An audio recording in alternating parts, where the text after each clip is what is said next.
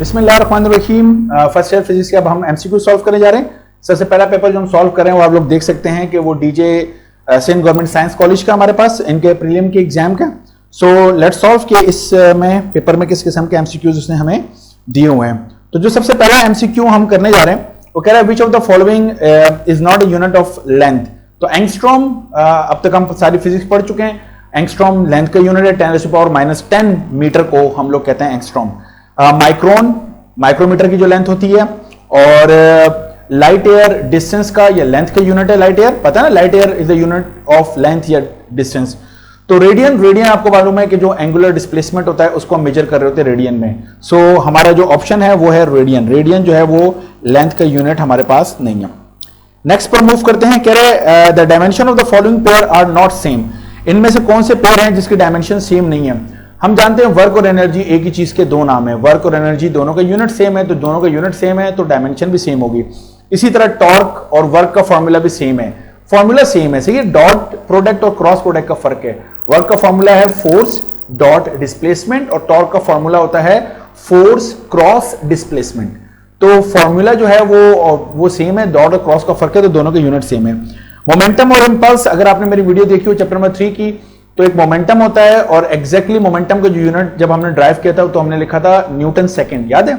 तो Newton force और second time, तो फोर्स को टाइम से मल्टीप्लाई करें, दिस इज कॉल्ड इंपल्स। तो ये भी सेम है।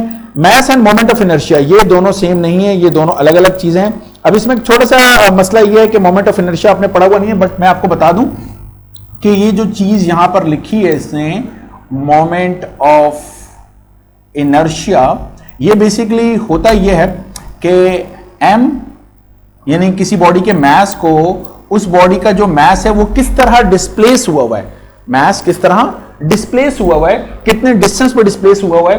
या समझ लें कि किसी भी बॉडी का जो सेंटर ऑफ मास है, तो सेंटर ऑफ मास से उस बॉडी का मास कितना डिस्पर्स है, वो जो डिस्टेंस होता है वो हमारे पास r होता है, और इन दोनों का यानी r के स्क्वायर करके हम से मल्टीप्लाई करें, this is called moment of inertia, जिसका दूसरा नाम है हमारे पास रोटेशनल इनर्शिया। याद रखिएगा, this is called rotational inertia.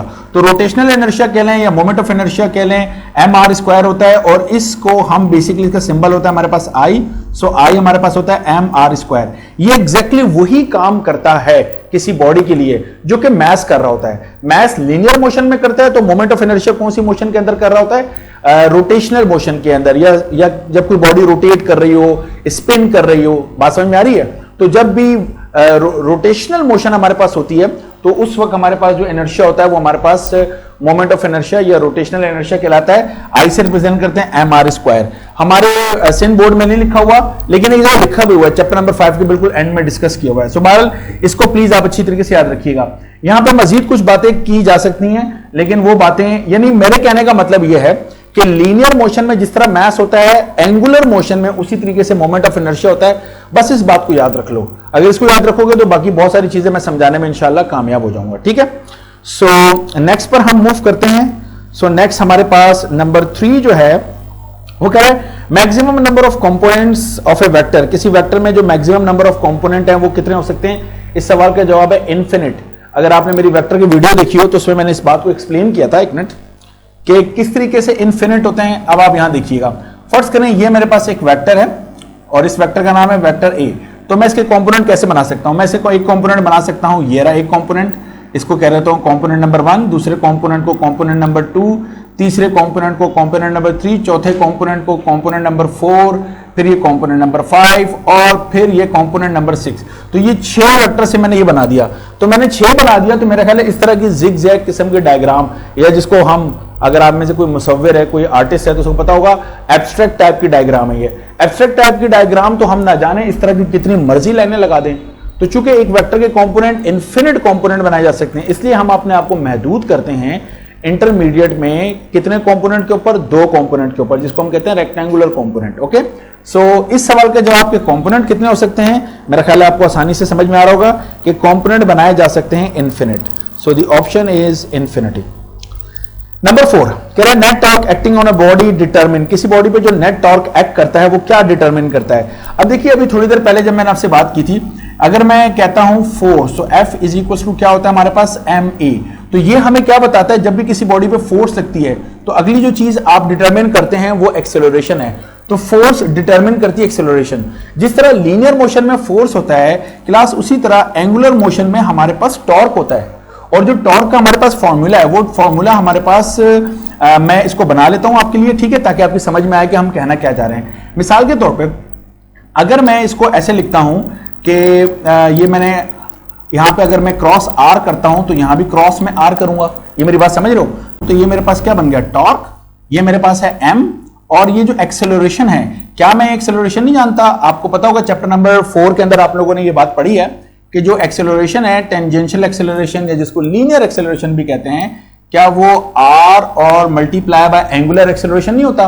तो मैं इस ए की जगह पर आर अल्फा लिख दूंगा और बाहर मेरे पास क्या मल्टीप्लाई हो रहा है, आर मल्टीप्लाई हो रहा है। तो क्या आप बता सकते हैं ये फॉर्मूला ऐसे नहीं हो रहा, M R square, R multiply by R square, और साथ में क्या है हमारे पास एंगुलर एक्सेलरेशन। तो मैंने भी आपको थोड़ी देर पहले क्या बताया था कि m को r स्क्वायर से मल्टीप्लाई करें, this is called moment of inertia, और साथ में एंगुलर एक्सेलरेशन।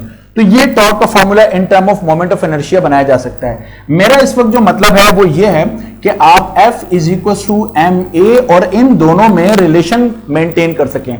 देखिए लीनियर जब मोशन होती है तो फोर्स लगाते हैं तो लीनियर एक्सेलरेशन, तो एंगुलर मोशन में हम टॉर्क फोर्स लगाते हैं तो बॉडी रोटेट करती है। जो टॉर्क प्रोड्यूस होता है वो किसके डायरेक्टली प्रोपोर्शनल होता है, वो एंगुलर एक्सेलरेशन के डायरेक्टली प्रोपोर्शनल होता है। जिस तरह लीनियर मोशन में मास होता है, इसी तरह एंगुलर मोशन में मोमेंट ऑफ इनर्शिया होता है। कि आपसे थोड़ी देर पहले यही बात आपसे मैंने नहीं की थी कि मास का जो एनालोगस है रोटेशनल मोशन में, वो है हमारे पास मोमेंट ऑफ इनर्शिया। एनालोगस का मतलब है जो काम लीनियर मोशन में मास कर रहा है वही काम एंगुलर मोशन में कौन कर रहा है, मोमेंट ऑफ इनर्शिया। मतलब लीनियर मोशन में जो इनर्शिया है वो किससे हम डिटरमिन करते हैं, मास से। तो एंगुलर मोशन में इनर्शिया रोटेशनल इनर्शिया आई से डिटरमिन करेंगे, एम आर स्क्वायर। अब मेरी बात समझ में आ रही है? तो टॉर्क हमें किस चीज के बारे में डिटरमिन करके बताता है, एंगुलर एक्सेलरेशन, और फोर्स किसके बारे में बताती है, एक्सेलरेशन। तो थोड़ी तफसीलात के अंदर चला गया हूं, लेकिन मैं चाह रहा था कि आपकी समझ में आ जाए कि कहानी है क्या। सो this is basically angular acceleration. तो नेट टॉर्क किसी बॉडी पर जो डिटरमिन करता है वो डिटरमिन करता है angular acceleration. which one is a unit vector, इनमें से कौन सा जो है वो यूनिट वेक्टर है। आई कैप एक्स एक्सिस का है, जे कैप वाई एक्सिस का यूनिट वेक्टर है, और के कैप जेड एक्सिस का यूनिट वेक्टर है। सो ऑल ऑफ दीज, ये हमारा जवाब है। आसान है, ठीक है। नेक्स्ट वन हमारे पास है what is the angle of projection for which range and maximum height become equal. Range और मैक्सिमम हाइट दोनों इक्वल हो जाएं। तो ये जो मॉडल पेपर का एमसीक्यूज था एग्जैक्टली वही एमसीक्यूज है, वहां मैंने सॉल्व करवाया हुआ है। आप मॉडल पेपर के एमसीक्यूज प्लीज देख लीजिएगा। अगर मेरी मेमोरी सही काम कर रही है तो मेरा ख्याल है 10/4 हमारा ऑप्शन था। लेकिन जो मैंने एमसीक्यूज पहले करवा दिए उसको दोबारा यहां आपका टाइम बर्बाद करूंगा अगर मैं उतनी ही तफसीलात में बात करूं। तो आप क्या करना है, आप लोगों ने मॉडल पेपर में किया हुआ उसको वहीं से देख लो। Okay, so next one is number 5। Number 5 होगा हमारे पास, ये मैंने कौन सा किया, नंबर 6 किया, सॉरी। तो नंबर 7 है मेरे पास, which of the following types of the force can do no work on the particle on which it is acts। इनमें से वो कौन सी फोर्स है, 4 फोर्सेस उसने लिखी हुई है कि जो कि जब किसी बॉडी में लगेगी तो वर्क नहीं होगा। फ्रिक्शनल फोर्स वर्क करवाती है हमारे पास, इलास्टिक फोर्स ये भी हमारे पास वर्क कराती है, ग्रेविटेशनल फोर्स भी वर्क कराती है, सेंट्रीपिटल फोर्स हमारे पास कोई वर्क नहीं कराती। हो सकता है में से बहुत सारे बच्चे इस बात से कंफ्यूज हों कि फ्रिक्शनल फोर्स किस तरीके से वर्क करवा रही है। याद रखिएगा जब फ्रिक्शनल फोर्स किसी बॉडी पर एक्ट कर रही होती है तो वो ऑपोजिट डायरेक्शन में, जिस डायरेक्शन में फ्रिक्शनल फोर्स होती है उस डायरेक्शन में वर्क करवाती है। सॉरी बहुत ज्यादा डिस्टर्बेंस है आवाज में, बट आई बिलीव सो कि मेरी आवाज समझ में आ रही होगी। सो हमारे पास जो इसका जवाब है वो है सेंट्रीपिटल फोर्स। मैं चल रहा था सेंट्रीपिटल फोर्स को थोड़ा सा आपको एक्सप्लेन भी कर दूं कि आखिर ऐसा है क्यों।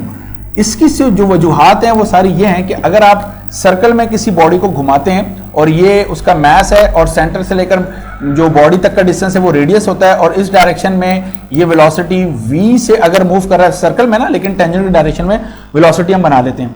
सो अब आप मुझे बताइए, अगर ये है मेरे पास डायरेक्शन सेंट्रीपिटल फोर्स की, ये मेरी बात समझ आ रही है, towards the centre, this is the direction of centripetal force, और जिस डायरेक्शन में वेलोसिटी है उस डायरेक्शन में डिस्प्लेसमेंट कवर करना चाह रहा है। तो अगर मैं एक सर्कल का छोटा सा हिस्सा ले लेता हूं तो वो छोटा सा हिस्सा एक स्ट्रेट लाइन माना जाएगा, डेल्टा आर। तो फोर्स को अगर मैं डिस्प्लेसमेंट से मल्टीप्लाई कर रहा हूं, एफ डॉट डी कर देता हूं या डेल्टा आर भी कर लेता हूं, तो एफ डेल्टा आर और कॉस थीटा मेरे पास कितना है यहाँ पे 90 है, क्योंकि आप देख सकते हैं दोनों के दरमियान एंगल कितना है 90 और कॉस 90 कितना होता है 0। सो मेरा वर्क कितना आ जाएगा 0 आ जाएगा। सो सेंट्रीपिटल फोर्स जो वर्क करवाती है वो हमेशा 0 होता है। अच्छा जनाब, the average power and instantaneous power become equal, जब ये दोनों इक्वल हो जाए, प्लीज ये मेरी बात जरा अच्छी तरीके से याद रखिएगा, चाहे ये इसके लिए हो या किसी और के लिए हो, जब भी इंस्टेंटेनियस और एवरेज ये इक्वल हो जाएं तो जो चीज हमारे पास होती है उसे हम कहते हैं यूनिफॉर्म या कांस्टेंट। ओके, सो इसी तरीके से वेलोसिटी और एक्सेलरेशन में हो सकता है। अगर वो बोले इंस्टेंटेनियस वेलोसिटी और एवरेज वेलोसिटी ये दोनों इक्वल हो जाएं तो यूनिफॉर्म वेलोसिटी। इसी तरह वो बोले इंस्टेंटेनियस एक्सेलरेशन और एवरेज एक्सेलरेशन इक्वल हो जाएं तो अब आप क्या बोलेंगे यूनिफॉर्म एक्सेलरेशन। सिमिलरली अगर वो मुझसे कह रहा है कि average power instantaneous power equal है तो इसका मतलब है कि ये जो पावर है ये यूनिफॉर्म है या यूनिफॉर्म रेट से कुछ चीज मूव कर रही है, या जो भी पावर वर्क किया जा रहा है यूनिफॉर्म रेट से हो रहा है। Okay, the next one, proton, electron, neutron and alpha particle have same momentum, सबका मोमेंटम सेम है, तो which of them have highest kinetic energy. सबसे ज्यादा काइनेटिक एनर्जी किसकी होगी? इसके लिए मैं चाहूंगा कि थोड़ा सा फॉर्मूला एक बना लेते हैं। देखिएगा आप जरा देखें, क्या आप ये बात जानते हैं कि काइनेटिक एनर्जी का फॉर्मूला होता है half M V square? Definitely आप ये बात जानते हैं। तो हाफ एम वी स्क्वायर से अगर मैं एम से मल्टीप्लाई और एम से डिवाइड करूं तो कोई फर्क पड़ने वाला तो नहीं है, मतलब कर सकता हूं ना, मल्टीप्लाई भी किया तो डिवाइड भी किया, तो ये जो मल्टीप्लाई में एम एम है ये क्या हो जाएंगे, ये हो जाएंगे मेरे पास एम स्क्वायर और साथ में वी स्क्वायर, और डिनोमिनेटर का जो एम है उसको 2 के साथ लिख दो, ठीक है। सो मुझे सिर्फ ये बताओ एम वी और ऊपर मैंने होल स्क्वायर कर दिया और डिवाइडेड बाय 2m लिख दिया। सो ये product of mass and velocity क्या मोमेंटम नहीं होता? सो p स्क्वायर अपॉन 2m ये फॉर्मूला बन गया हमारे पास किसका? काइनेटिक एनर्जी का। सो काइनेटिक एनर्जी का ताल्लुक मोमेंटम के साथ और मास के साथ है। अब वो कह रहे हैं सबके मोमेंटम सेम है, तो अगर मोमेंटम सबके सेम है तो अब किसके साथ ताल्लुक है? मास के साथ। और कौन सा ताल्लुक है? इनवर्स। तो जितना मास ज्यादा होगा उतनी काइनेटिक एनर्जी कम होगी, और जितना मास कम होगा उतनी काइनेटिक एनर्जी ज्यादा होगी। तो सबसे हाईएस्ट काइनेटिक एनर्जी किसकी होगी? जिसका मास सबसे कम होगा। बस अब आपको ये इस एमसीक्यू को सॉल्व करने के लिए ये बात पता होनी चाहिए कि इलेक्ट्रॉन, प्रोटॉन, न्यूट्रॉन और अल्फा पार्टिकल में से किसका मास सबसे कम है। तो याद रखिएगा सबसे कम जो मास है वो हमारे पास किसका है? इलेक्ट्रॉन का है। उससे ज्यादा मास हमारे पास किसका है? उससे ज्यादा मास है हमारे पास प्रोटॉन का। प्रोटॉन से ज्यादा मास है, थोड़ा सा ज्यादा है लेकिन ज्यादा है न्यूट्रॉन का। और सबसे ज्यादा हमारे पास जो मास है वो है हमारे पास अल्फा पार्टिकल का, ठीक है, अल्फा पार्टिकल का हमारे पास। सो सबसे कम मास इलेक्ट्रॉन का है तो सबसे हाईएस्ट काइनेटिक एनर्जी मेरे पास इलेक्ट्रॉन की होगी। सो मैं इलेक्ट्रॉन को मार्क कर रहा हूं। Next one, slope of the work time graph is equal to, work time graph का जो स्लोप है वो किसके बराबर होगा? अभी देख लेते हैं। देखिए अगर मैं कोई ग्राफ बनाता हूं और उस ग्राफ में आमतौर पर टाइम इंडिपेंडेंट है तो मैं टी पे ले लेता हूं और वर्क में यहां पे ले लेता हूं वाई एक्सिस के ऊपर। ओके, तो मैं कोई भी मेरा ग्राफ है, चाहे वो स्ट्रेट लाइन है, कुछ भी है, फॉर द टाइमिंग में एक स्ट्रेट लाइन मार्क कर लेता हूं। इस पे मैं एक पॉइंट ले लेता हूं। इस पॉइंट का मैंने क्या मालूम करना है? स्लोप मालूम करना है। बहुत अच्छे तरीके से याद रखिएगा, स्लोप ये दूसरा नाम है ग्रेडियंट। अच्छा, कैसे मालूम करते हैं? ग्राफ की वर्टिकल वैल्यू को, वाई एक्सिस की वैल्यू को ग्राफ की एक्स एक्सिस की वैल्यू से डिवाइड करते हैं। सो मुझे बताइए वाई एक्सिस की वैल्यू क्या है मेरे पास? वर्क नहीं है क्या? और एक्स एक्सिस की वैल्यू मेरे पास क्या है? टाइम नहीं है। तो मुझे बताइए वर्क को जब हम टाइम से डिवाइड करते हैं तो हमारे पास क्या कहलाता है? पावर नहीं कहलाता। सो दिस इज बेसिकली पावर। ये मेरी बात समझ में आ रही है? अच्छी तरह कॉन्सेप्ट स्लोप का समझ लो। स्लोप क्या है? ग्राफ की वर्टिकल वैल्यू को हॉरिजॉन्टल वैल्यू से डिवाइड करना है, दैट्स इट। सो मैंने यही काम किया। जब मैंने किया तो मुझे पता चला कि वर्क अपॉन टाइम क्या बन रहा है? मेरे पास पावर बन रहा है। So that is equal to work upon time and that is equal to power. Next one, वो कह रहा है when a body is well in horizontal circle, ऐसे horizontal circle में घुमा रहा हूं, समझ आ रही है? ये horizontal circle है और ये कौन सा है? ये vertical circle है। ये vertical हो गया और ये कौन सा हो गया? horizontal हो गया। तो अगर मैं उसको horizontal circle में घुमा रहा हूं एक स्ट्रिंग से, तार से बांध के, तो centripetal force is supplied by, तो सेंट्रीपिटल फोर्स कौन सप्लाई कर रहा है? सीधी सी बात है, अगर आप एक सर्कल बना लेते हैं, एक बॉडी को आपने बनाया हुआ है, तार से बांधा हुआ है, घुमा रहे हैं, तो सेंटर की जानिब जो फोर्स लग रही है क्या यही डायरेक्शन टेंशन की नहीं होगी? So tension, basically tension is a force. तो जो सेंट्रीपिटल हमारे पास फोर्स है वो हमें कौन प्रोवाइड करेगा? वो हमें टेंशन प्रोवाइड करेगा। नेक्स्ट वन कह रहा है the circumference of a circle subtended the circumference of a circle subtended at an angle, किसी भी एंगल के ऊपर जो सर्कमफेरेंस बन रहा है वो कितने एंगल के ऊपर बनता है। तो ये जरा चैप्टर नंबर 4 से रिलेटेड कुछ क्वेश्चंस हैं, इसको जरा समझ लीजिएगा। देखिए अगर मैं यहां पर मौजूद हूं और घूम के दोबारा यहीं पे आ जाता हूं, मेरी बात समझ रहे हो, मतलब यहां पे था, ऐसे घूमता हुआ दोबारा यहीं पे आ गया, तो मैंने पूरा एक चक्कर लगाया, ये पूरा एक चक्कर का जो डिस्टेंस है उसे हम सर्कमफेरेंस नहीं बोलते, सर्कुलर लेंथ सर्कमफेरेंस होता है। तो पूरे सर्कल की लेंथ, ये जो सर्कमफेरेंस है, ये हमारे पास कितना एंगल बना रहा है, वो हमसे क्या मालूम करने बोल रहा है, वो कह रहा है एंगल क्या बनेगा हमारे पास, ऐसे ही है ना। तो मुझे बताइए कि फॉर वन सर्कुलर लेंथ, एक सर्कुलर लेंथ जिसको मैं क्या कहने जा रहा हूं, सर्कमफेरेंस, उस सर्कमफेरेंस के लिए पूरा सर्कल में घूम रहा है यानी 360 डिग्री। तो मुझे बताइए 360 जो डिग्रीज हैं हमारे पास वो रेडियन में किसके बराबर होते हैं, क्या 2 पाई रेडियन के बराबर नहीं होते। अब तक तो ये रट्टे लग चुके होंगे आपको, ठीक है। So the answer is 2 pi radian, so it is 2 pi radian. Next one कह रहे हैं the angular speed off spin motion of the earth in radian पर सेकेंड। अच्छा जी, अब रेडियन पर सेकंड में वो कह रहा है, तो मैं अगर इसको यूनिट को ही देख लूं जो कि उसने रेडियन पर सेकंड लिखा है, तो रेडियन है हमारे पास एंगुलर डिस्प्लेसमेंट और सेकंड का मतलब है टाइम, तो ये एंगुलर वेलोसिटी ओमेगा मुझसे पूछ रहा है, तो मैं अभी ओमेगा मालूम कर देता हूं किसकी, जमीन की, the angular speed of the spin motion. तो जमीन जब घूमती है अपने एक्सिस के ऊपर, तो जमीन जब गोल घूम रही है तो जमीन एक चक्कर जो मुकम्मल करती है उसे हम कहते हैं जमीन का एक दिन, 24 घंटे। तो जो टाइम है हमारे पास वो तो है 24 आवर, और हर आवर में 3600 सेकंड होते हैं, क्या ख्याल है। तो क्या जमीन अपना एक चक्कर 24 आवर में कंप्लीट नहीं करेगी, सेकंड में मैंने कन्वर्ट कर दी, कोई सेकंड में चाहिए, तो 3600 से मैंने मल्टीप्लाई कर दिया 24 आवर को। अब मुझे बताइए एक पूरे चक्कर में एंगल कितना बनेगा। अभी थोड़ी देर पहले एमसीक्यूज में हमने बात की थी, एक पूरे चक्कर का, एक पूरे रेवोल्यूशन का, एक सर्कमफेरेंस का जो हमारे पास एंगल बनता है वो रेडियन में 2 पाई बनता है। सो अब आप इसको देख लीजिए, इसको कैसे हम लोगों ने करना है। तो कितना बन जाएगा, ये हो जाएगा 2 1 एंड 2 12 और इसको इससे मल्टीप्लाई कर लीजिए। सो पाई अपॉन, आप इसको करके देख लीजिएगा तो ये कितना बनता है, मैं इसको कैलकुलेटर से करके फिर यहां पे आंसर लिख देता हूं।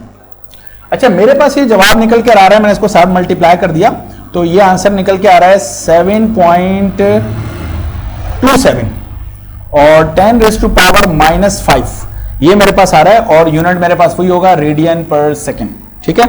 सो 7.27 रेडियन पर सेकेंड, तो मैं यहां पे जवाब पे लगा 7.27, तो 7.3 और 10⁻⁻5, this is my option. Clear. Next one, for a body executing simple harmonic motion dash remains constant. तो अगर हमने सिंपल हार्मोनिक मोशन का अपनी डेरिवेशन देखी होगी तो हमने कहा था total energy remains constant. Kinetic energy potential में कन्वर्ट होती है, पोटेंशियल काइनेटिक में कन्वर्ट होती है, लेकिन काइनेटिक और पोटेंशियल का सम which is called the total energy that remains constant. So total energy constant रहती है, तो मेरा ऑप्शन है total energy. Okay? Next one हमारे पास है, कह रहे according to the Laplace correction propagation of sound wave through air is considered to be the following thermodynamic process. तो Laplace correction याद होगी तो आपको याद होगा न्यूटन साहब का फरमाना था कि आइसोथर्मल है, लैपलेस ने कहा नहीं जनाब ये एडियाबैटिक प्रोसेस है। सो एडियाबैटिक इज माय ऑप्शन, तो मैं एडियाबैटिक को मार्क कर रहा हूं। ओके, नेक्स्ट वन कह रहे beats in sound wave are the results of. Beats क्यों बनती है, पहली बात तो ये कि ये हमारे रिड्यूस सिलेबस में शामिल नहीं है, रिड्यूस सिलेबस के अंदर उसने दे दिया है, तो क्या कह सकते हैं भाई इसको, मैं तो एमसीक्यू सॉल्व करा रहा हूं। तो बीट्स याद रखिएगा कंस्ट्रक्टिव और डिस्ट्रक्टिव दोनों इंटरफेरेंस की वजह से होती है। अब या तो आपने बीट्स पढ़ा हो तो आपकी समझ में आएगा, तो मैं अब इस पर सिर्फ मजीद कमेंट नहीं करना चाहता, मैंने जवाब बता दिया, रिड्यूस सिलेबस में नहीं था, उसको नहीं देना चाहिए था, मैं ये कहना चाह रहा हूं। सो इसके बाद है मेरे पास XVII, तो ऊपर कौन सा XVI, ठीक है। ओके जनाब, अब अगर करें silence zone take place due to, याद रखिएगा जब साउंड आपस में मिलती हैं, दो या दो से ज्यादा आवाजें आपस में मिलती हैं और वो डिस्ट्रक्टिव इंटरफेरेंस करें, तो जिस तरह आपने लाइट में पढ़ा हुआ था constructive and destructive interference, sound में भी वैसे ही है। तो डिस्ट्रक्टिव इंटरफेरेंस करे तो साउंड की इंटेंसिटी कम होते होते और बिल्कुल डिस्ट्रक्टिव तो खत्म हो जाती है। तो साइलेंस जोन का मतलब है डिस्ट्रक्टिव इंटरफेरेंस हो रहा है, तो destructive interference. Okay, next one, मतलब ये भी रिड्यूस में नहीं था। Longitudinal wave do not exhibit, longitudinal wave क्या एग्जिबिट इसमें से नहीं करती। मेरे हिसाब से ये भी रिड्यूस सिलेबस के अंदर शामिल नहीं है, ये भी इसने गलती की है एमसीक्यू को देखे, इसलिए कि देखिए हमारे पास दो किस्म की वेव्स हैं, एक को हम कहते हैं लॉन्गिट्यूडनल और एक को हम कहते हैं ट्रांसवर्स। जब हम ये कहते हैं, जब हम लाइट के चैप्टर में बात करते हैं पोलराइजेशन की, तो हम कहते हैं कि जो लाइट है ना वो ट्रांसवर्स वेव है। इसका सबूत क्या है हमारे पास, इसका सबूत है पोलराइजेशन, क्योंकि पोलराइजेशन लॉन्गिट्यूडनल वेव्स नहीं कर सकती, पोलराइजेशन सिर्फ ट्रांसवर्स वेव करती है, तो ये सबूत है हमारे पास। अब ये कह रहा है longitudinal wave do not exhibit, तो पोलराइजेशन नहीं कर सकती ना, तो इसलिए मैं कह रहा हूं कि ये इसको यहां पर देना नहीं चाहिए था, लेकिन बहरहाल। नेक्स्ट वन हमारे पास है यंग डबल स्लिट एक्सपेरिमेंट में fringe spacing is equal to, तो फ्रिंज स्पेसिंग का फॉर्मूला अगर आपको याद हो delta X is equal to lambda L upon D, देख लेते हैं ये कौन सा हमारे पास, lambda L upon D, first one पहला ही ऑप्शन है हमारे पास, तो lambda L upon D. Next one, the minimum distance between an object and its real image convex lens के अंदर। अगर आपको मैंने वीडियो देखी हो तो मैंने लेंस इमेज फॉर्मेशंस की बहुत सारी बातें की थी, तो उसके अंदर हमने कुछ इस तरह बात की थी कि अगर ये हमारे पास एक लेंस है तो मैंने लेंस से एक डिस्टेंस फोकस और उसको डबल कर लें, तो ये था मेरे पास 2f। यहां पर जब मैंने ऑब्जेक्ट रखा था तो यहां पर भी f और डिस्टेंस को डबल कर लें तो दिस इज 2f। तो यहां पर मैंने इमेज बनाया था और यहां से सारी कहानी शुरू की थी। अगर आप चैप्टर नंबर 10 की वीडियो में जाएंगे जहां मैंने इमेज फॉर्मेशन पढ़ाई है, तो 2f पे अगर ऑब्जेक्ट रखा हो तो इमेज कहां बनेगा, 2f पे।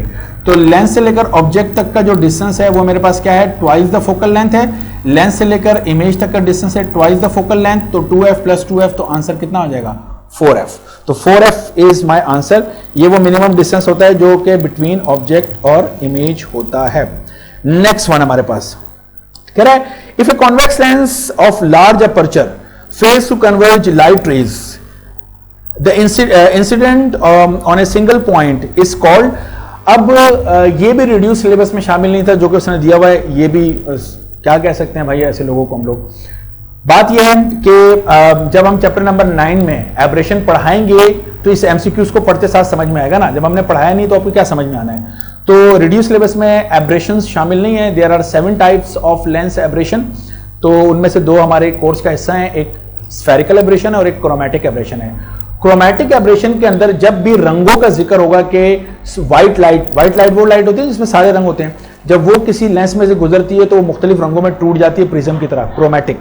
लेकिन अगर कोई लाइट लेंस में से गुजर रही है और व्हाइट लाइट की बात नहीं हो रही और वो उसको किसी एक पॉइंट पे कन्वर्ज होना चाहिए फोकस पर, अगर पैरेलल बीम आ रही हो और वो फोकस पे कन्वर्ज ना हो बल्कि फोकस और फोकस से आगे और पीछे मुख्तलिफ जगह स्प्लिट हो रही हो, तो हम इसे बोलते हैं स्फेरिकल एब्रेशन। सो ये हमारे पास है स्फेरिकल एब्रेशन, यानी एक पॉइंट पर कन्वर्ज होने के बजाय वो स्प्लिट कर रही है, ठीक है, स्फेरिकल एब्रेशन। नेक्स्ट वन हमारे पास है वो कह रहा है the linear distance between 2 nearest point of a medium vibrating in phase. In phase अगर किसी मीडियम में क्या हो रहा है, linear distance between 2 nearest point of a medium vibrating in phase, medium vibrate कर रहा है, तो मीडियम जो वाइब्रेट कर रहा होता है, ऐसे ही ना मैं दोबारा पढ़ लूं फिर बाद में परेशानी होती है। The linear distance between 2 nearest point of a medium vibrating in phase. तो देखो मेरी बात जरा समझने की कोशिश करना। फर्ज करो मैं एक दीवार के साथ एक रस्सी को बांध देता हूं और इस रस्सी को मैं इस तरह मूव कराता हूं, इसमें वेव प्रोड्यूस करता हूं, तो ये मैंने ना इसके अंदर इस तरीके से वेव प्रोड्यूस की, ठीक है, थोड़ा सा मैं छोटा करके बना दूं, ज्यादा मैंने वेव्स प्रोड्यूस करानी है। तो ये वो रस्सी थी और इसके अंदर मैंने इस तरीके से वेव्स प्रोड्यूस करवा दी, ओके। तो जाहिर सी बात है ये जो रस्सी है, अब ये रस्सी ही टू एंड फ्रो मोशन कर रही है, ये रस्सी ही ऊपर और नीचे की जाने मूव कर रही है, समझ आ रही मेरी बात। तो ये इस रस्सी का ये पॉइंट अगर इस तरीके से ऊपर मूव कर रहा है तो इस रस्सी का ये पॉइंट इस तरीके से नीचे मूव कर रहा है, तो फिर एग्जैक्टली यही पॉइंट दोबारा इस तरीके से ऊपर मूव कर रहा होगा, एग्जैक्टली यही पॉइंट दोबारा इस तरह नीचे मूव कर रहा होगा। मैं सिर्फ चंद पॉइंट्स के लिहाज से समझाने जाता हूं, वरना तो हम हर पॉइंट के हिसाब से बात कर सकते हैं, लेकिन बात बहुत तफसीली हो जाएगी।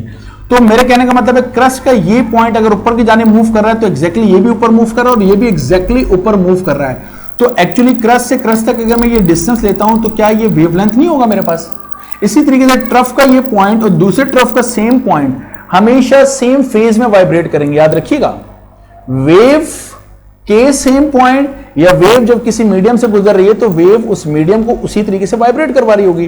तो उन दो पॉइंट के दरमियान जो नियरेस्ट पॉइंट है उनके दरमियान जो डिस्टेंस है वो एक्चुअली वेव लेंथ होती है। तो this is the wave length.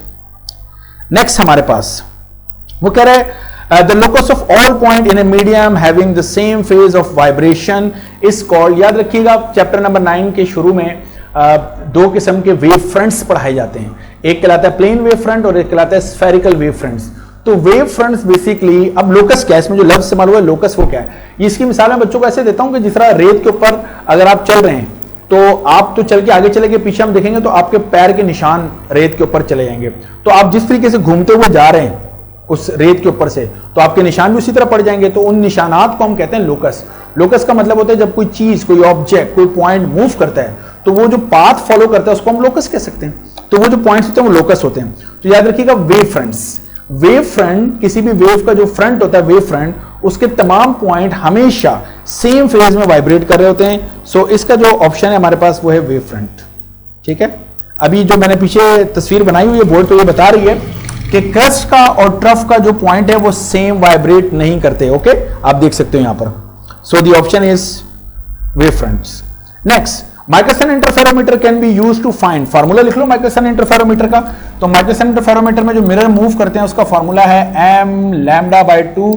तो माइक्रोसन इंटरफेरोमीटर की अगर आपने वीडियो देखी हो तो मैंने बताया था वेवलेंथ, मिरर कितना मूव कर रहे हैं स्केल लगा होता है, मालूम हो जाता है। तो अगली चीज जो मालूम कर सकते हैं वो क्या है हमारे पास, वेवलेंथ है। सो माइक्रोसन इंटरफेरोमीटर के जरिए हम लोग वेवलेंथ ऑफ द लाइट को सक्सेसफुली मालूम कर सकते हैं।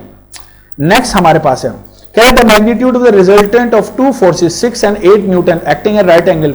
ये भी रिड्यूस सिलेबस में शामिल नहीं है, बट सलाम हो इन साहब को। मुझे बताइए अगर दो फोर्सेस, एक फोर्स हम इस तरह लगा रहे हैं और एक फोर्स ऐसे लगा रहे हैं, तो ये दोनों फोर्सेस एक दूसरे पर राइट एंगल है, 90 डिग्री बना रही हैं, तो इनका रिजल्टेंट फिर हम पाइथागोरस थ्योरम से यहां से निकालते हैं f।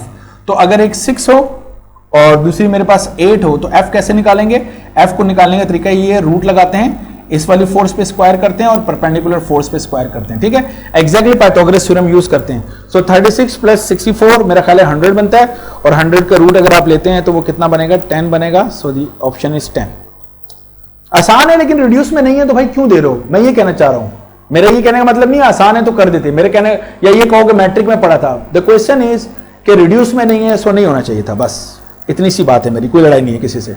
When sound waves enter in a medium, in a different medium, the quantity that remain unchanged, ये जरा थोड़ा सा याद रखिएगा कि अगर किसी वेव की स्पीड की हम बात करते हैं तो वो प्रोडक्ट होता है फ्रीक्वेंसी एंड वेवलेंथ का।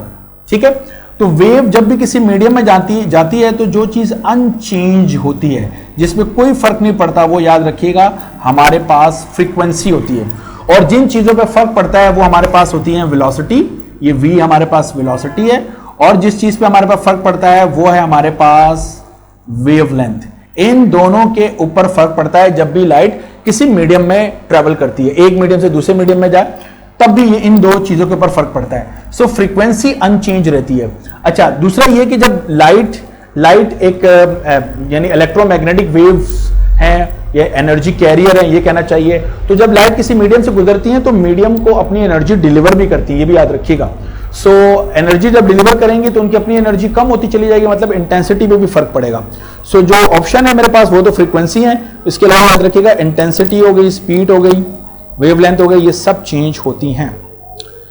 ओके जनाब, नेक्स्ट वन में वो कह रहा है हमसे if the object is at 5 centimetre from the lens of the simple microscope then is magnifying power. जो मुझे ऑप्शन नजर आ रहा है उन ऑप्शन में डायोप्टर सारे लिखे हुए हैं, इसका मतलब है वो पावर ऑफ लेंस कैलकुलेट कर रहा है, और पावर ऑफ लेंस जो है वो हमारे रिड्यूस सिलेबस में नहीं है, प्लीज ये याद रखिएगा, पावर ऑफ लेंस नहीं है।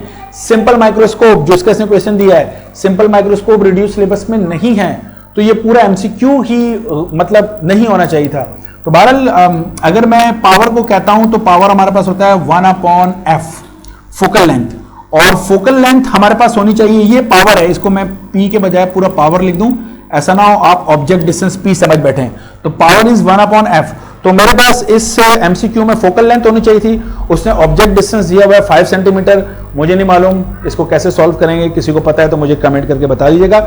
मेरे हिसाब से ये एमसीक्यू गलत बना हुआ है, यानी ये बनाया भी गलत, एक तो ये रिड्यूस सिलेबस में नहीं, दूसरा ये बनाया भी गलत है। नेक्स्ट वन, अगले की तरफ हम मूव करते हैं जनाब Ali. Newton law does not hold good for the particle, कौन सी पार्टिकल के लिए होल्ड नहीं करता? एट रेस्ट, रेस्ट के लिए होल्ड करता है, स्लो मोशन के लिए भी, हाई वेलोसिटी के लिए भी।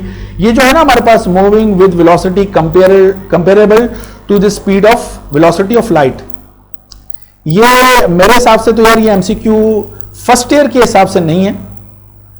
इसकी वजह ये कि सेकेंड ईयर फिजिक्स में हम पढ़ाते हैं स्पेशल थ्योरी ऑफ रिलेटिविटी, और वहां हम पढ़ाते हैं एक था गैलीलियन ट्रांसफॉर्मेशन। हम बताते हैं कि होता हमारे पास ये है कि न्यूटन के लॉज हमारे पास एप्लीकेबल नजर आते हैं, लेकिन बहुत हाई स्पीड पे न्यूटन के लॉज फेल होते हुए हमें नजर आ रहे होते हैं। तो वो जो हाई स्पीड पे न्यूटन के लॉज फेल होते हैं, तो हम फिर गैलीलियन ट्रांसफॉर्मेशन से लॉरेंस ट्रांसफॉर्मेशन पे जंप कर जाते हैं, फिर हम उस पूरी थ्योरी है जिसको हम वहां पे पढ़ाते हैं। सो मेरे ख्याल से ये जस्टिफाइज है, एमसीक्यू नहीं है, इसको यहां नहीं होना चाहिए था, मेरे हिसाब से गलत बना हुआ है, ये बच्चों को सिर्फ कंफ्यूज करने के लिए। हाँ, अगर रट्टा लगाना है वहां पर रट्टा भाई, बगैर सोचे समझे, ठीक है। During long jump athlete run before taking the jump for, long jump लगाने से पहले एथलीट भागता हुआ आता है और फिर जंप लगाता है, क्यों? ये एग्जैक्टली एमसीक्यू मैंने वहां पे डिस्कस किया हुआ है मॉडल पेपर में, वहां देख लीजिएगा। I do not waste your time, want to waste your time. Next पे जाते हैं, which shows the correct relation between total time of flight and the maximum height. Okay, ये इसने एक इक्वेशन बना दी है, हम बना लेते हैं, बहुत आसान सा है। मुझे ये बताओ, क्या मैक्सिमम हाइट का फॉर्मूला आप लोगों को याद है? मैक्सिमम हाइट का फॉर्मूला होता है V not square sine square theta upon 2g, और टोटल टाइम ऑफ फ्लाइट का फॉर्मूला कैपिटल टी लिखते हैं, क्या होता है? 2t हमारे पास होता है। तो इसने तो वैसे जो ऑप्शन है आप उसमें देखिए स्मॉल टी लिखा हुआ है, लेकिन मैं इसको कैपिटल टी से आपको करवाता हूं ताकि आपकी समझ में आ जाए। अच्छा, क्या मैं दिस इंप्लाइज दैट इसको ऐसे कर सकता हूं, स्मॉल टी किसके बराबर होगा? ये 2 जो मल्टीप्लाई वहां जाकर डिवाइड हो जाएगा, तो t अपॉन 2। अच्छा, ये जो t है, ये हमारे पास t क्या है? This is time to reach at max height, याद है? Time to reach at max height. और इस t का जो फॉर्मूला है हमारे पास, t किसके बराबर होता है हमारे पास? सो t हमारे पास v not Y upon g है। सो यहां से इस t की जगह पर मैं क्या लिख सकता हूं? इस t की जगह पर मैं लिख सकता हूं t अपॉन 2। समझ में आई मेरी बात? सही है, स्मॉल t की मैंने वैल्यू लिखी जो कि किसके बराबर है? t upon 2। और उसके बाद मुझे बताइएगा ये v नॉट y को क्या मैं लिख सकता हूं? v नॉट साइन थीटा, और नीचे क्या है? g।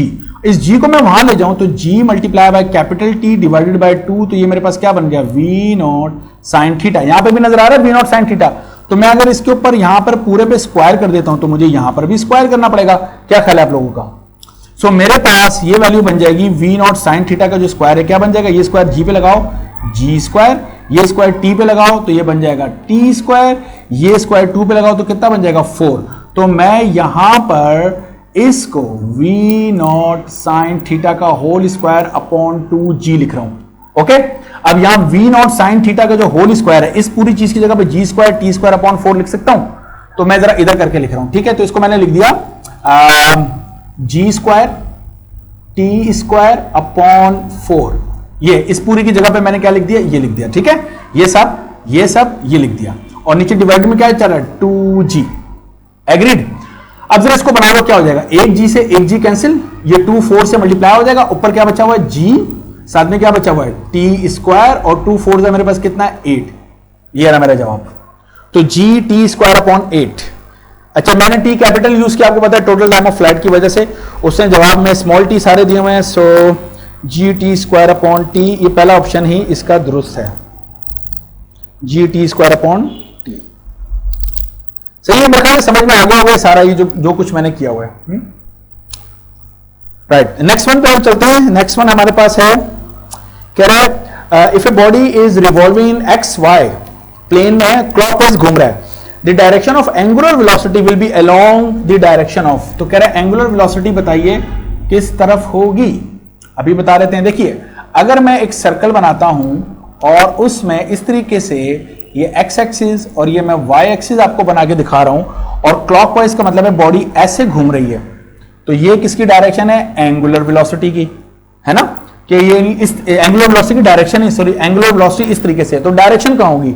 एंगुलर वेलोसिटी की डायरेक्शन बताने का तरीका था राइट हैंड स्क्रू रूल। जिस डायरेक्शन में बॉडी मूव कर रही है सीधा हाथ रख के उस डायरेक्शन में करें, तो आपका थंब आपको बता दो थंब किधर जा रहा है। तो ये जो एक्सिस है, ये वाला एक्सिस, ये तो एक्स एक्सिस हो गया, ये वाई एक्सिस हो गया, जो मार्कर रखा है ये कौन सा एक्सिस? Z axis.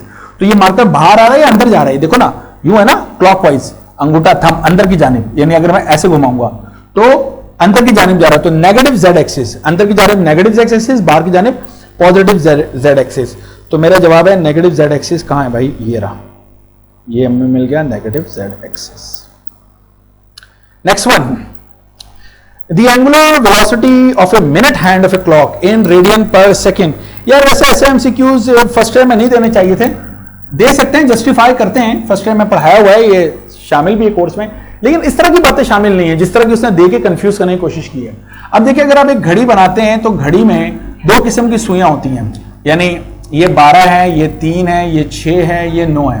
तो फर्ज करो हम एक घड़ी बना रहे हैं, 12:03 दिखा रहे हैं, तो ये मेरे पास जो हैंड है ये आवर का है, और ये जो हैंड है ये मेरे पास है मिनट का है, इसको मैं m लिख देता हूं, ठीक है। तो वो मुझे कह रहा है angular speed of the minute hand घूमता हुआ दोबारा यहीं पर आ जाए, कितनी देर लगाएगा यहां तक आने में? तो मिनट हैंड एक पूरा चक्कर मुकम्मल करता है 60 मिनट में, ऐसी है ना, 60 मिनट में। मिनट का हैंड कह रहा हूं, तो मिनट का हैंड और आवर का हैंड एक पूरा चक्कर मुकम्मल करता है 24 घंटे में, और मिनट का हैंड एक चक्कर मुकम्मल करता है 60 मिनट में। तो अगर मैं एंगुलर स्पीड मुझे बतानी है तो मुझे delta theta upon delta T लिखना पड़ेगा। तो एंगुलर स्पीड, अब एक पूरे चक्कर का जो हमारे पास एंगल होता है वो होता है 2 पाई। 2-3 दफा ये एमसीक्यू आ चुका है जो मैंने अभी डिस्कस किया हमसे। एक पूरे चक्कर में, पूरे सर्कमफेरेंस में, पूरे रेवोल्यूशन में जो एंगल है वो रेडियन में 2 पाई बनता है, और जो एक पूरा जो रेवोल्यूशन कर रहा है मिनट हैंड वो 1 आवर में कर रहा है, 1 आवर। और 1 आवर का मतलब है कितने 1 आवर का मतलब हुआ कितने सेकंड? 3600 सेकंड। तो 2 1 एंड 2 18 तो pi upon 1800। This is my option, my answer, और यूनिट हमारे पास क्या होगा? रेडियन पर सेकेंड। सो मेरे पास बनता है pi upon 180, pi upon 1800, sorry, okay. Next one, 34.4 radian कितने रेवोल्यूशंस के बराबर होगा?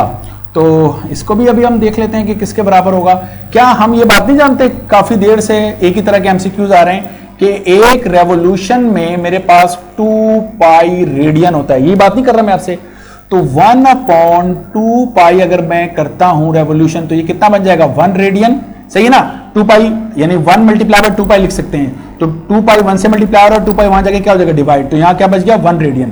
तो 1 रेडियन में इतने रेवोल्यूशन है और मेरे पास 34.4 रेडियन है, तो दोनों तरफ 34.4 से अगर मैं डिवाइड करता हूं तो 34.4 अपॉन 2 पाई मेरा जवाब आ जाएगा। सो मैं कैलकुलेटर में कर लेता हूं, कितना है मेरे पास? 34.4 डिवाइडेड बाय है 2 पाई, 2 bracket 2 multiply by 3.142 bracket close. So that gives me 54.5.47। तो मेरा जवाब आ रहा है 5.47, जो कि तकरीबन बराबर है 5.5 के। Now I my self is confuse कि मैं 5.4 करूं या 5.5 करूं, तो मैं इसको 5.4 ही कर देता हूं। 5.47 है तो मैं 5.47, तो 5.5 नहीं लिखता बल्कि मैं इसको कर देता हूं 5.4, ठीक है। मुझे नहीं मालूम इतनी क्लोज वैल्यूज देके वो क्या समझाना चाह रहे हैं। ओके मैडम, नेक्स्ट हमारे पास है if a projectile is thrown horizontally with speed of 40 metre per second from the height of 100 metre, the time it required to reach the ground would be. अगर आप लोगों ने प्रोजेक्टाइल की videos देखी हो जो मैंने अपलोड की हैं, तो उसमें मैंने समझाया था अगर आप किसी हाइट से किसी ऑब्जेक्ट को प्रोजेक्ट कर रहे हैं और वो आके जमीन पर गिरता है तो सीधा छोड़ें फ्री फॉल में, यहां से यहां के गिरेगा, जो टाइम लेगा एग्जैक्टली वही टाइम यहां से यहां आने में लगेगा। तो मैंने वहां समझाया कि बजाय आप ये टाइम कैलकुलेट करने के ये टाइम कैलकुलेट कर लें, और इस टाइम की इक्वेशन जो वहां मैंने डायरेक्टली बताई है वो क्या बताइए, कितनी हाइट से आपने उसको फेंका है और डिवाइडेड बाय 4.9। आप प्लीज वो वीडियो देख लीजिएगा, तो ये डायरेक्ट फॉर्मूला हमारे पास, इसमें इनिशियल वेलोसिटी का कोई लेना देना नहीं है, फ्री फॉल, यानी वहां छोड़ा और सीधा नीचे आया और आपने हॉरिजॉन्टली प्रोजेक्ट किया, जितना टाइम लेगा दोनों टाइम सेम होंगे अगर सेम हाइट से आपने उसको फेंका तो। ओके, सो हाइट है मेरे पास, उसने कितनी दी हुई है हमारे पास 100 मीटर, तो 100 को डिवाइड कर दीजिए 4.9 से, इसका रूट निकाल लीजिए, जो भी जवाब आएगा वो आपका ऑप्शन होगा। चलिए मैं कर देता हूं। सो 100 डिवाइडेड बाय 4.9 और इसका मैंने रूट निकाल लिया, सो दैट गिव्स मी 4.5। सो मेरे पास आ रहा है 4.5, ये रहा option 4.5 seconds. Next one, the horizontal acceleration. Projectile motion के अंदर आपने पढ़ा होगा कि प्रोजेक्टाइल मोशन में हॉरिजॉन्टल वेलोसिटी कांस्टेंट है, तो हॉरिजॉन्टल वेलोसिटी कांस्टेंट है, वेलोसिटी के चेंज को तो एक्सेलरेशन कहते हैं। तो जब वेलोसिटी कांस्टेंट है तो चेंज कितना आया, कोई भी चेंज नहीं आया, जीरो एक्सेलरेशन हॉरिजॉन्टली। नेक्स्ट हमें कह रहा है कि यहां पर कह रहा है 2 बॉडीज हैं, एक का मास है 3m, दूसरे का मास है m, कनेक्ट किया स्ट्रिंग से, passes over a pulley such that both bodies hung vertically, case number 1। Okay, तो एक्सेलरेशन मासेस का कितना होगा, फॉर्मूला लगा लीजिए। तो अगर आपको फॉर्मूला याद हो एक्सेलरेशन का तो वो है m1 minus m2 upon m1 plus m2 multiply by g। तो m1 है मेरे पास, पहला मास 3m, दूसरा मास m, पहला मास 3m, दूसरा मास m, g की value 9.8। So 3m minus m, this become 2m, and 3m plus m, this become 4m, multiply by 9.8. So m से m cancel कर दे, 2 1s are 2 2s are, so 9.8 divided by 2, this is 4.9 metre per second square. So okay, इसने यहाँ पे 9.8 नहीं लिखा, इसने इसको g ही लिखा हुआ है, मैं g लिख देता हूँ, ठीक है। So this is g and this is g, तो g upon 2 ये मेरा आंसर है। So मैं ऑप्शन इज g upon 2, तो मैं इसको मार्क कर देता हूं। नेक्स्ट वन कह रहा है 2i क्रॉस 4j। मुझे इससे कोई मतलब नहीं है कि उनके साथ मैग्नीट्यूड क्या लिखे हैं, मुझे सिर्फ इससे मतलब है कि i क्रॉस j क्या होता है। तो अगर आप लोगों ने वेक्टर पढ़ा हुआ है तो दिस इज k, तो मेरा आंसर है k, और 2 को 4 से मल्टीप्लाई कर दें 8, तो 2 4 द 8k कैप। ओके, अगर j क्रॉस i होता तो माइनस k हो जाता। नेक्स्ट हमारे पास है जनाब Ali, the angle between 2i and 3j would be. तो मुझे बताओ, x एक्सिस में होता है i कैप, y एक्सिस के अंदर होता है हमारे पास j कैप। तो i और j के दरमियान जो एंगल है वो कितना है हमारे पास, 90 degree. So the angle between i and j is 90 degrees. Okay, अच्छा हो सकता है कि कुछ लोग बोलेंगे ये 2 और 3 का भी कुछ चक्कर होगा। सो 2 और 3 का चक्कर नहीं है, 2 और 3 सिर्फ मैग्नीट्यूड है हमारे पास, जो आंसर आएगा वो उस आंसर का मैग्नीट्यूड होगा, लेकिन एंगल जो है उनके दरमियान वो हमारे पास 90 है। ओके, अच्छा जनाब नेक्स्ट में क्या है, at what depth the weight of the body become 3/4 as compare to the weight on the surface of the earth. अब हम जमीन की डेप्थ में जा रहे हैं, ठीक है। फर्ज करो ये अर्थ है, इसकी सरफेस पर यहां पर एक बॉडी रखी है, इसका वेट कितना होगा, इसका जो भी वेट, और इसको मैं यहां पे जमीन के डेप्थ में लेके जा रहा हूं, यहां तक ले आया, इस जगह तक ले आया, इस जगह तक जो लेकर आया, ये डेप्थ कितनी है 3/4 वो कह रहे हैं मैं लेकर आया हूं। At what depth the weight of the body become 3/4, weight 3/4 हो जाए as compare to the weight on the surface of the earth. वो डेप्थ तो मैंने बतानी है। वो कह रहा है कि वेट मेरे पास हो जाए 3/4 उस वेट के जो सरफेस पे होता है, सरफेस पे जो वेट है उसका 3/4 कर दो, तो जो नया वेट बना उसको मैंने W डैश लिखा। कह रहा है ये कंडीशन जब होगी तो बताया मैं कितनी डेप्थ में गया हूं। अब सवाल समझ में आ गया। तो जनाब वेट का फॉर्मूला हमारे पास क्या है, mg, तो इसको mg डैश लिखो, क्योंकि वेट पे मैंने डैश लिखा है तो g पे डैश मैथ तो चेंज नहीं होता। दिस इज 3/4 और w को लिखो mg, m से m cancel, so g dash is equal to 3/4g। अब यहां से आगे आपको फॉर्मूला पता होना चाहिए g का, जो कि चैप्टर नंबर 6 के अंदर मैंने बताया भी, और उससे रिलेटेड मैंने न्यूमेरिकल भी सॉल्व किया, बल्कि ये कहना चाहिए चैप्टर 6 के जो न्यूमेरिकल एग्जाम में आते हैं वो g के फॉर्मूले के ही हैं। सो जनाब 3/4 सरफेस पे जो ग्रेविटी का फॉर्मूला है वो capital G m e upon r e square, यही हमारे पास, यानी सेंटर से लेकर सरफेस तक का डिस्टेंस r e। ओके, अब जब हम डेप्थ में चले गए तो सेंटर से लेकर जहां तक हम चले गए हैं ये डिस्टेंस हमारे पास कितना है, तो मालूम नहीं करना है कि ऊपर से मैं आया कितनी डेप्थ में हूं। ये डेप्थ को अगर मैं कह रहा हूं d, क्या कह रहा हूं, d कह रहा हूं, तो ये जो डिस्टेंस है मेरे पास ये क्या हो जाएगा, आर ई माइनस टी। क्या ये बात समझ में आ रही तुम लोगों को?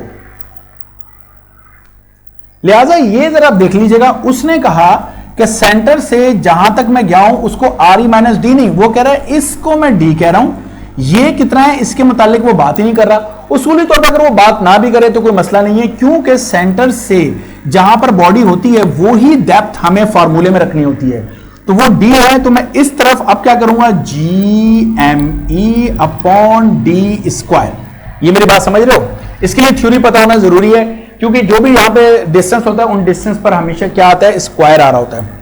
सो जनाब, जी से जी कैंसिल, एम ई से एम ई कैंसिल, और पूरी इक्वेशन को मैं पलट दूं तो मेरे पास हो जाएगा D square is equal to 4re square upon 3। इसके ऊपर से स्क्वायर हटाऊंगा तो यहां पे मुझे रूट लगाना पड़ेगा, और जब मैं रूट को सॉल्व करूंगा तो 4 बाहर आके हो जाएगा 2, आर स्क्वायर बाहर हो जाएगा आर ई, और divided by under root 3। So that is my answer. सो ये है 2re upon under root 3, 2re upon, अच्छा यहां पे देखें 2re अपॉन सिर्फ 3 उसने लिखा हुआ, ये जो ऑप्शन है जिसको मैं टिक करने जा रहा हूं। सो मेरा ख्याल है यही होगा, अंडर रूट टाइपिंग में मिस हो गया होगा। ओके जी, joule multiply by second are the unit of the following physical quantity. अब यार कुछ चीजें रटी हुई होनी चाहिए ताकि हम जल्दी से जवाब दे सकें। तो मुझे बताओ जूल मल्टीप्लाई बाय सेकेंड यानी जूल सेकेंड, तो जूल सेकेंड किसका है हमारे पास, एंगुलर मोमेंटम का यूनिट है। So this is angular momentum. Next one कह रहे the angular momentum of body is always dash to its angular velocity. Angular momentum और एंगुलर वेलोसिटी की डायरेक्शन हमेशा क्या होती हैं। सो अगर चैप्टर नंबर 4 याद है तो हम कुछ इस तरह बात करते हैं, हम कुछ ऐसे बनाते हैं कि एक सर्कल है और एक सर्कल में हम सेंटर से लेकर ये फर्ज करो बॉडी है, यहां तक का डिस्टेंस हम रेडियस बनाते हैं। ओके, फिर हम कहते हैं कि जनाब अली अगर इस डायरेक्शन में वेलोसिटी v से वो जा रहा है तो ये जो डायरेक्शन इससे परपेंडिकुलर है ये किसकी डायरेक्शन है, एंगुलर वेलोसिटी की। और एंगुलर मोमेंटम भी जाहिर सी बात है, अगर हम एंगुलर मोमेंटम को देखें तो वो r क्रॉस p होता है। जो डायरेक्शन वेलोसिटी की है एग्जैक्टली वही डायरेक्शन, जो लीनियर डायरेक्शन की वेलोसिटी है वही लीनियर मोमेंटम की डायरेक्शन भी होगी। सो जो डायरेक्शन एंगुलर वेलोसिटी की है वही डायरेक्शन एंगुलर मोमेंटम की होगी। सो एंगुलर मोमेंटम और एंगुलर वेलोसिटी दोनों हमेशा एक दूसरे के पैरेलल होंगे। So the option is parallel. So इसको हम कहेंगे पैरेलल।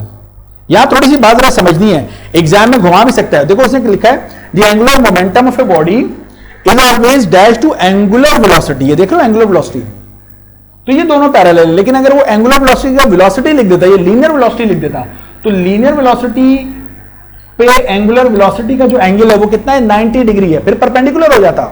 तो ये थोड़ी छोटी छोटी बातें जरा सोचने वाली हैं हमारे पास। नेक्स्ट वन हमारे पास है if the angle of projection, if the angle of projection of the projectile motion is 45 degree, तो इस range is dash then to the height covered by the body. कह रहे जब 45 डिग्री पे किसी प्रोजेक्टाइल को फेंकें तो रेंज और हाइट के दरमियान जो रिलेशन है अगर वो आपको याद है तो उससे बताइए, या वो कह रहा है कि एक्चुअली आप ये बताइए कि रेंज 45 डिग्री पे रेंज ज्यादा होती है हाइट कम होती है, या हाइट ज्यादा होती है रेंज कम होती है, या दोनों बराबर होते हैं, क्या होता है? ये कुछ भी नहीं होता। ये उसने ऑप्शन दिए हुए हैं कि यानी जो रेंज है वो ज्यादा होती है, या रेंज बराबर होती है हाइट के, या रेंज कम होती है, क्या होती है? तो मैं आपको एक थोड़ा सा मशवरा नहीं सॉरी एक चीज रटवाना चाह रहा हूं कि याद रखिएगा एट 45 डिग्री पे रेंज हमेशा 4 टाइम्स द हाइट होती है। ये अच्छी तरीके से याद रखिएगा, किसी और एमसीक्यू में भी आ सकता है। तो हाइट को 4 से मल्टीप्लाई करो तब रेंज बनेगा, तो रेंज जो है वो हाइट से 4 टाइम्स ज्यादा है, तो रेंज ज्यादा हुआ ना। तो ये कह रहा है if the angle of projection of projectile 45 degree है तो range is greater than the height. Range हमेशा क्या होगी, ये देख रहे हैं, रेंज जो है वो हाइट से हमेशा क्या है, ग्रेटर है, तो 4 टाइम ग्रेटर है। ओके, मेरा ख्याल है ये बात समझ में आ गई होगी है। सो मेरे ख्याल है ये 42 हमने एमसीक्यूज कर लिए हैं। यस, उसके बाद तो फिर क्वेश्चन है हमारे पास। सो देखिए अभी भी मैंने कुछ वीडियोस में आपसे क्या बोला है कि मैंने एमसीक्यू पिछले मॉडल पेपर वन में कराए हुए थे, वहां से देख लेना। तो मैं आपको बताता जाऊं जैसे जैसे एमसीक्यूज की वीडियोस में और मजीद अपलोड अभी करता जाऊंगा। तो जो मैंने पहले बताया जितना मैंने उन पर टाइम लिया, दूसरी दफा अगर सेम एमसीक्यू आया तो मैं सिर्फ बता दूंगा कि मैंने कराया हुआ है, उसको मैं दोबारा नहीं कराऊंगा, मैं टाइम को वेस्ट नहीं करूंगा। ठीक है, so thank you so much. मुझे कमेंट करके जरूर बताइएगा कि आपको कितना समझ में आया, कोई कंफ्यूजन है तो आप मुझसे पूछ सकते हैं। मैं इंशाल्लाह भी मजीद अपलोड करता रहूंगा। और अगर आपके पास अच्छे प्रिंट में, क्योंकि ये देखें जिस तरह आपको ये सारा नजर आ रहा है ना ऊपर, तो ये सारा आपको नजर आना चाहिए, आपके लिए वीडियो बन रही है, तो आप मुझे जरूर भेजिएगा। और अगर स्टिल कोई चीज हो तो मुझसे आप पूछ सकते हैं। Thank you so much. First year के स्टूडेंट के साथ ये लाजमी शेयर करें, क्योंकि जो मॉडल पे जो कॉलेजेस के पेपर हैं उससे से एमसीक्यूज मैं देख रहा हूं कि बोर्ड के पेपर में आ रहे हैं। ठीक है, और thank you so much. Share करें, लाइक करें और सब्सक्राइब भी कर लीजिएगा। अल्लाह हाफिज़।